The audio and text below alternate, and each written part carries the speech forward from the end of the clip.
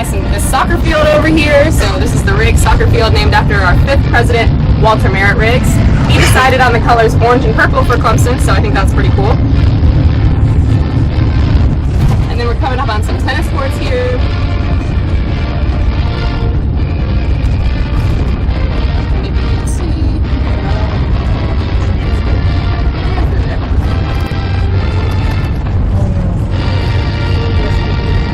The intramural field, so a lot of people like to play fun little sports there against each other. So now we're in the athletic district of campus, so we passed by the soccer and the tennis. We are coming up on the basketball stadium here. So this here is Little John Coliseum, our basketball stadium.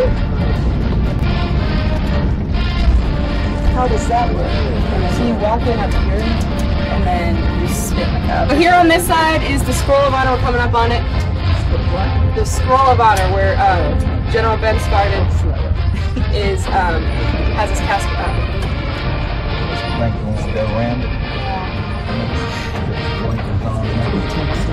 Well, can you tell a little bit about him if they don't? Yes. So I believe he's right there. Yes.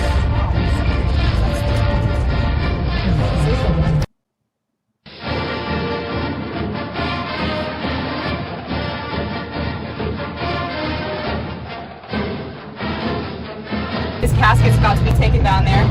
General Scarden was an incredible guy. He went to Clemson, he served in the Army. He had this crazy long story about being captured. You know, what war was he in? World War II. He was in World War II, was captured, did a lot of great stuff, had to go through tons of and some of his buddies who went to Clemson traded his Clemson ring that he got after graduating for a little bit of food. He was very, very sick. The food healed him. He was able to survive and come back home, and his buddies actually didn't survive, so he likes to say that the Clemson ring saved his life because his buddies traded it. So he's an honored guy here at Clemson. We're very, very sad. It's a very, very big loss. He died on Sunday. How old was he? 104. Alright, here on this side is the stadium. You guys can see we're coming up on the rock. All the football players touch the rock before they run down the hill right here. This area is a brand new kind of big residential area for our students called Core Campus. So a lot of students live in all these buildings surround us, and there's big dining halls over this area, lots of spaces for our organizations to meet. Just a lot of student life going on in this spot on campus. There's a tiger head and stuff, and would run out on football games, and he had to do push-ups for every single touchdown they scored, for every amount, and he would cheer and do all the fun stuff with that at every sporting event across campus. So that was something really, really cool. Here, actually, behind you guys is the oldest building on campus.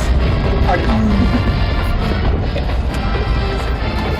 It's the brick one right back there. The top half of Hardin Hall has been redone because it was a chemistry lab. It was on the top floor of the building. And on your right is Serene Hall. We're kind of passing the wrong side of it, the back side of it, but it is the old business school. So I showed you guys at the beginning that Wilbur O. and Ann Powers College of Business. This is where everything used to be held until 2 years ago when the Wilbur O. and Ann Powers College of Business. On this side is the on-campus Chick-fil-A. The students love. It's everyone's favorite building.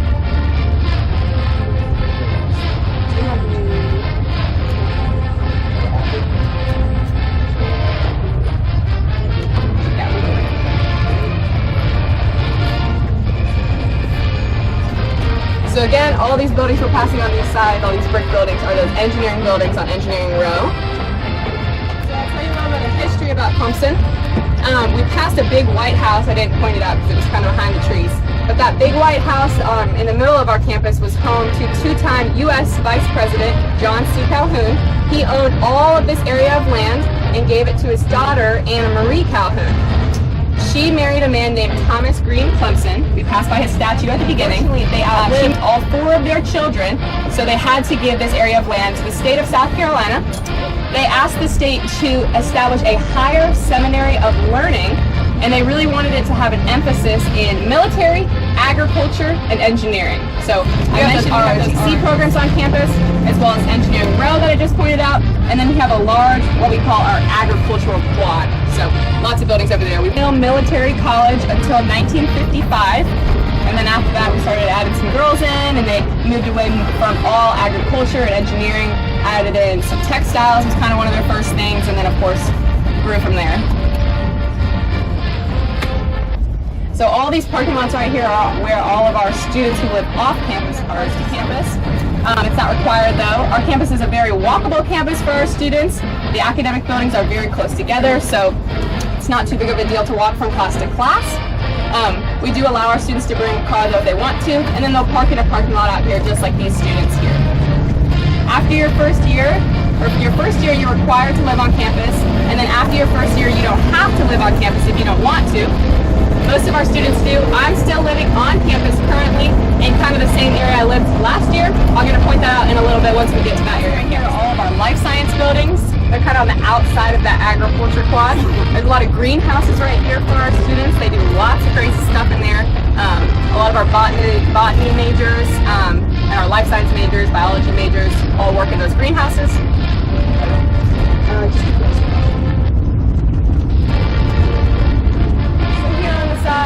On my left, your right, is our Hendricks Student Center. So this is a big place where students like to hang out, students study. There's lots of restaurants inside, and a lot of spaces for our organizations to meet.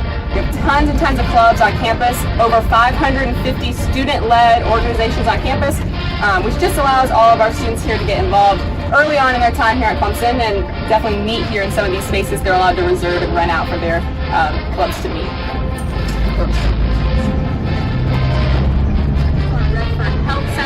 Obviously during COVID times, this place gets a lot of work out.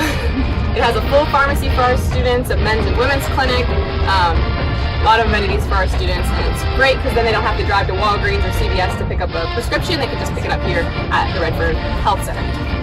On your right is Edwards Hall. This is our home to our nursing department. Our college of nursing here is huge. It's a very hard major to get into, and when you're in it, it's very, very difficult. They have a nursing simulation lab upstairs, kind of where that white part of the building juts out. And that is where we have $100,000 dummies that will be able to blink, and they can have heart palpitations, and you can take their blood pressure and all these crazy things, which allows our students to get a little practice in before they go into the actual hospitals. We're coming up on a ton of construction also. This is going to be our new communications building. Should be done next summer, hopefully, but it will house our sports communication and our regular communication majors. You're also able to see a lot of that white building right there. Again, that is our Cooper Library. It's about to be blocked by the... So that's the Cooper Library. A lot of students study there. It's 6 floors broken up by volume. So on the bottom floor of the basement, it's absolutely dead silent, and then as you go up, it gets a lot louder. This building right here is the Academic Success Center.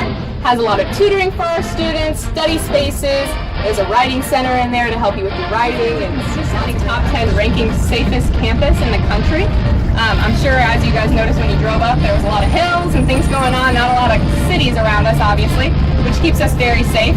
We do have 2 police forces governing us, the Clemson University Police Department and the City of Clemson Police Department.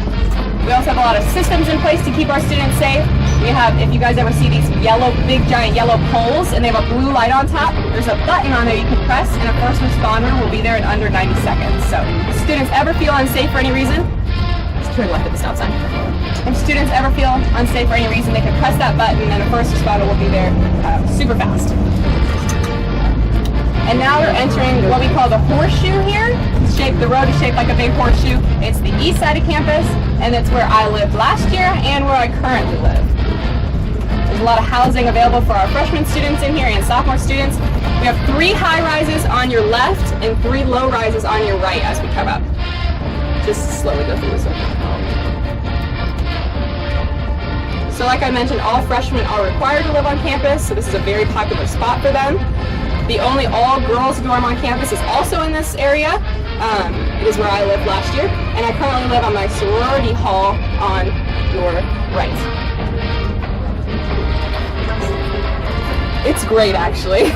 I really enjoy it. We don't really have kitchens or anything, so we're kind of required to use the dining hall.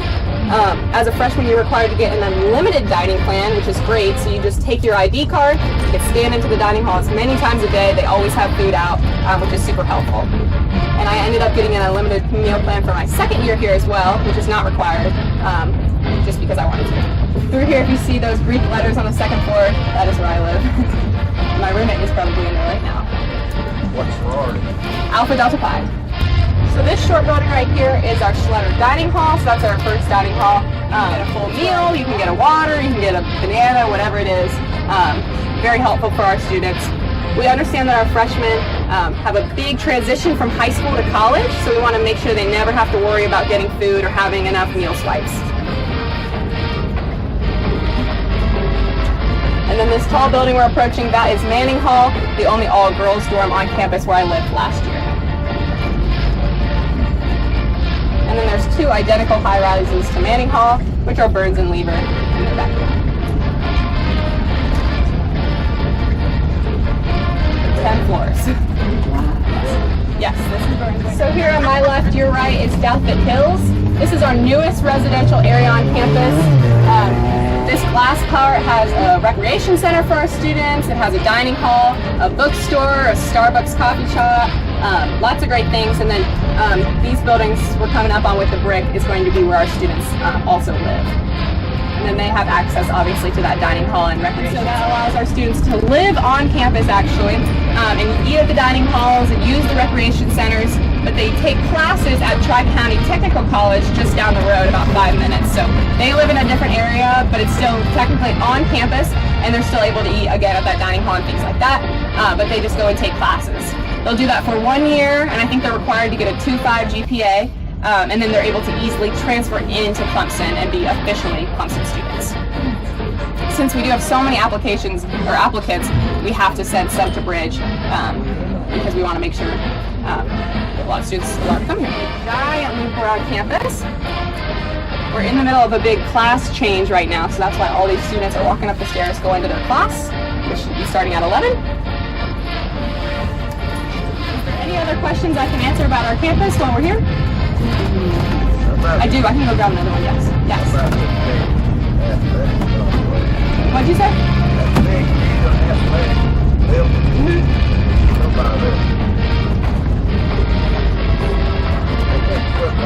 Oh, the football set. Yes.